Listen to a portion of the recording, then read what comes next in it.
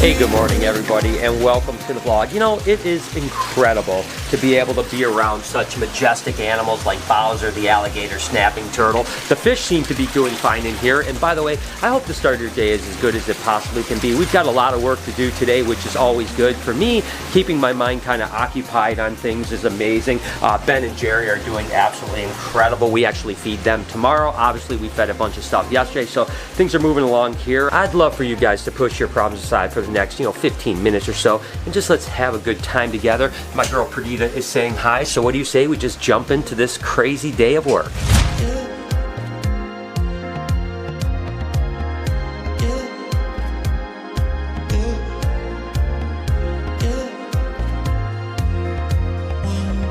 So take a look at guys, it looks like Ivy is under the water and she's starting to break the shed on her head, and it's really interesting what she's doing. She's kind of rubbing her head on the rock like you would expect when you're out of the water, but then she's going and submerging herself. I've never seen anything like this. It's just really bizarre. I'm assuming this is how anacondas would shed in the wild, but this is just really cool to see. And now the question is, will she shed 100% this way, or will she eventually crawl onto land to shed?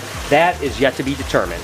Looks like today is the day of sheds. My girl Daisy, of course, shed out, and she kind of shed all over her cage. It doesn't look to me like she has much stuck shed, maybe any stuck shed on her, maybe just a couple little pieces, but obviously I have to do some maintenance. She has a little poop over here. I gotta clean this cage up. So what I think I'm gonna do is, rather than putting her in soak today, I might just take her out, let her kind of crawl around while I'm cleaning her cage, let her get a little exercise and stuff like that. So let's go ahead, get her out, and we'll clean this cage up. And she definitely does have a little bit of stuck shed on her, so I'm going to let her wander around it for a little bit, but I'll also get her in soak today too, just so that she gets looking good, because she's definitely got some shed on her. So, okay girl, you're going to get some exercise and get a chance to run around a little bit, okay? There you go. She is such a beautiful animal, and after she sheds out, whoo, doggy, I tell you what, that is one gorgeous snake right there. Look at that. Oh my gosh, she is so good. So, again, I'm going to have to throw out some rabbits for her. Lucy's in shed right now, of course, Ivy. So, all right, let's just go ahead, jump in and get this cage cleaned up.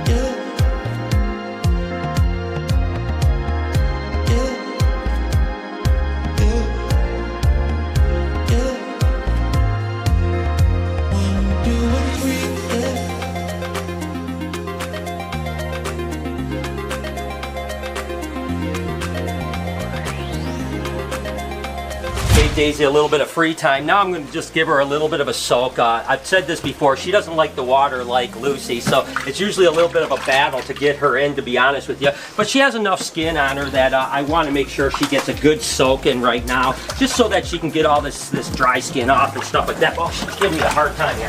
Come on, little monkey. She's like, no, Dad, I'm not going to go in. Come on, sweetheart. Ugh, there's nothing like an 18-foot piece of muscle struggling with, trying to figure out. Come on, sweetheart.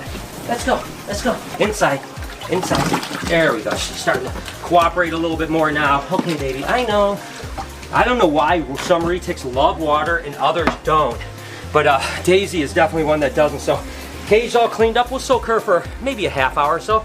Then we'll let her back in her cage. This is super cool, guys. I know everyone always asks me how scaleless snakes shed. And of course, this is Joker, the scaleless Texas rat right here. And you can kind of see, I'm just gonna slowly get this out of this cage right here, pull this away, and then we can actually take a look at it.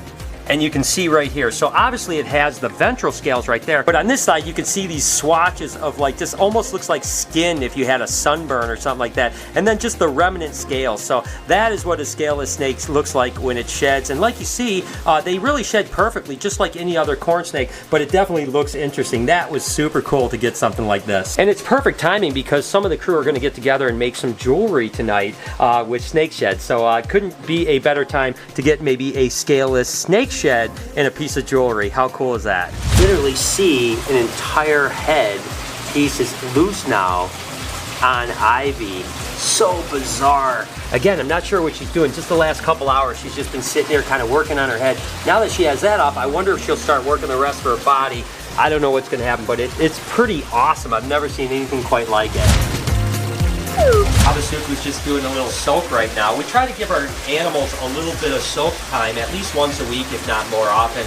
They seem to really love the water, right, Bruce? Oh yeah, especially her too, because like she honestly sits in her bowl all day long. So like this is a big part of how I actually even got connected with her. Was like she started having a lot of bad sheds, so I had no choice but to pull her out and soak her, and it just that was a big part of why you and I started working with her and doing more stuff. Yeah, and look at, she's just absolutely loving it. Which is interesting because now monitors aren't like water monitors. They aren't known for spending a ton of time in the water, but Abasuku definitely seems to love it, and she looks pretty amazing for sure. You guys certainly don't know this, but a week ago today, Lori lost her phone. We were here, we did the podcast, and then she called from her office down the street to order some food, and then when we got home, she thought, oh, I just left my phone at the office, and she lost it. We couldn't find it. We tore the house apart, we tore the building apart, couldn't find it, and I told her she's gonna find that phone eventually. Ended up just getting a new phone yesterday, so she didn't have a phone for a week. I hear she may have just found it. Lori?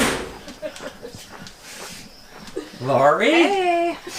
So I told you would. Where was it at? You're not gonna believe it. Where was it? So I took Phoebe for a walk, and when I took the pouch that I use with the treats and the dog poop bags. Listen, no, I didn't even mentally realize what I was doing.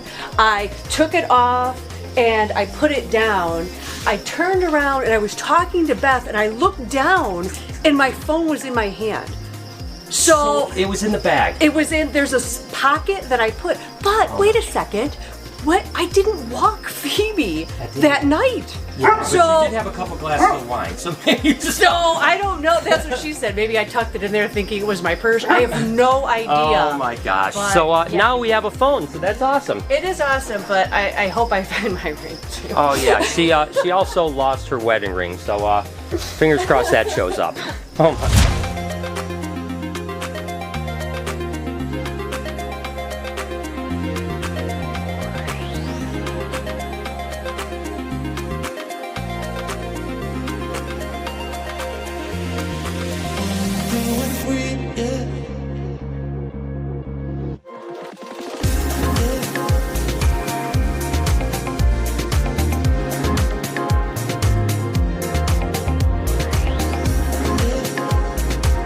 Finally happened. My girl Ivy shed. Oh my God, she looks so absolutely incredible. And what was cool is, again, we had that time-lapse looking, and look at this right over here. So remember how I was saying, is she going to shed in the water or is she going to shed on land? The thing that's interesting is she kind of did both. She literally seemed to be going back and forth and rubbing on the rocks underwater to get her shed going, but then she ended up shedding on land. Now the interesting thing is that the tail is way back over here, and of course the head is way down here, and it looks like literally one amazing piece of shed right here. I'm just going to continue to kind of pull this out. Wow, this is insane. So literally what happened was she was running through the water back and forth, definitely rubbing on that, getting the shed started, getting the shed off, and this is amazing. And then she must have somehow crawled up here, started to actually peel out, and then crawl back into the water over here, and that is one incredible shed right there. Looks like basically one big piece.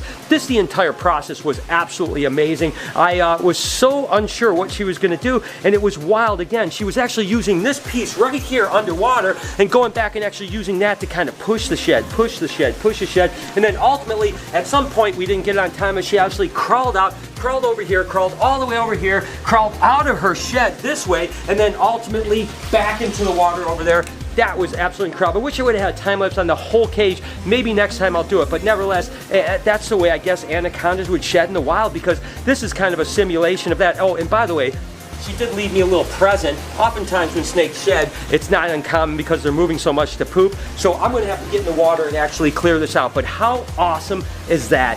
Ivy looks absolutely incredible. Actually, I think that you had it backwards. Because the headpiece of the shed was in the water, I think she started climbing out of the water, because think about it, it peels off backwards, right? 100% it peels off backwards. Lori is right. She must have started to climb out here because her head's going to be here, and then when she leaves, her tail's going to be there. You're right, Lori. I think you're 100% right. I was completely opposite. They don't shed tail first, they shed head first. So yeah, so she must have, you know, broke her shed over here, came up here, started to climb out, and that's how she was able to get out, and she got over there and then back in the water. So I stand corrected.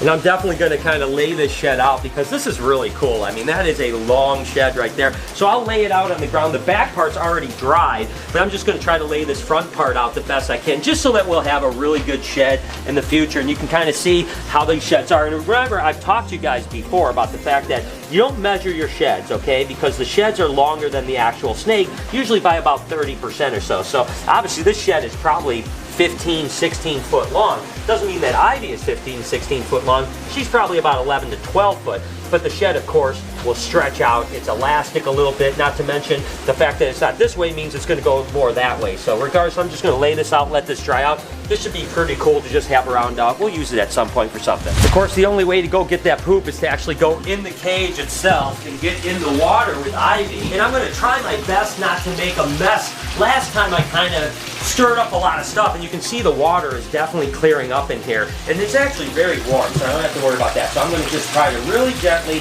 get in here, get the poop without making a big mess, and let the filtration do the rest.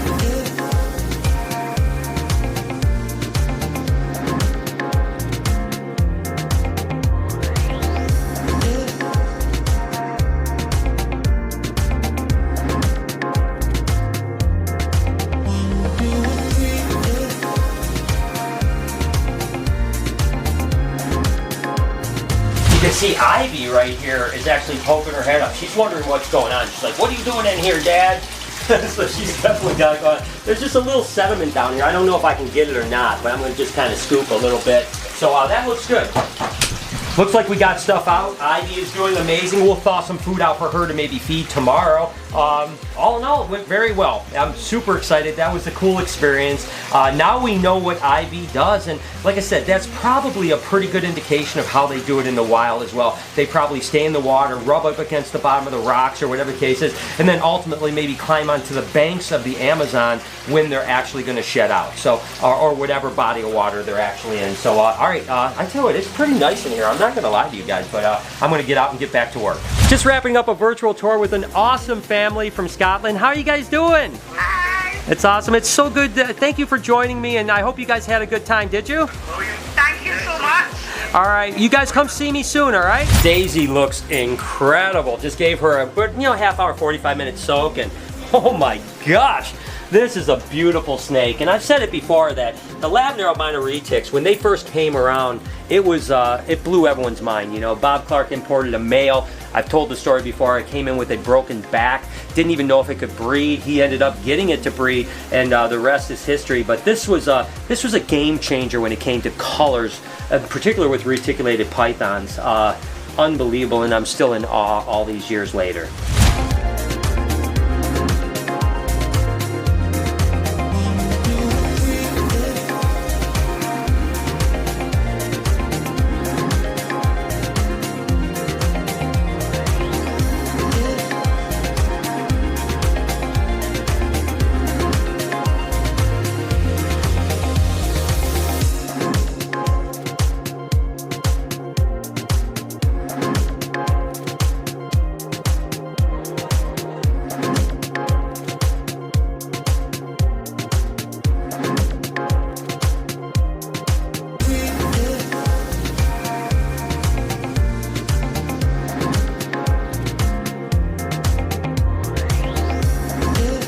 Alright, they came up with some really good stuff here. You can see you got Snowflake, Bella, Snaz, Sunrise, a bunch of really cool stuff. So Laura, eventually are these going to be on the website, or are they just just so for fun? close to my face. Yes, so we've got different things to be bracelets, necklaces, and such, but you have to be patient because good things take time. So. All right, well, they look good. You guys did an awesome job. That's right, my girl Ivy definitely looks amazing. Let me know in the comments how you feel about that. I thought it was really cool. As a matter of fact, right over here, you can see the video when I got Ivy if you want to take a look at that, and then maybe roll through a playlist if you don't mind.